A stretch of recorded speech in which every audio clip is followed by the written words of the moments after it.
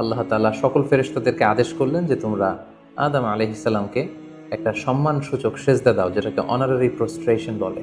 আল্লাহ তাআলা বললেন উসজুদু লি আদম ফাসাজাদু ইল্লা ইবলিস আবা ওয়াস্তাকবারা ওয়া কানা মিনাল কাফিরিন।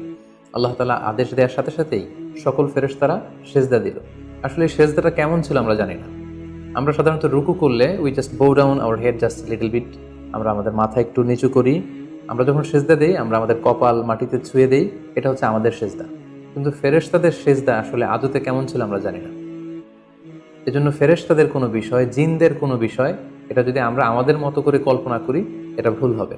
বরং যেভাবে সেজদা দেওয়ার দরকার ছিল ফেরেশতারা ঠিক সেভাবেই আদম আলাইহিস সালামকে সেজদা দিয়েছেন। কিন্তু এই সেজদাটি ইবাদতের সেজদা নয়, কারণ ইবাদত হিসেবে সেজদা দেওয়া যাবে শুধুমাত্র কেবলমাত্র আল্লাহ তাআলাকে। এই সেজদাটি ছিল সম্মানসূচক সেজদা, অনারারি প্রস্ট্রেশন।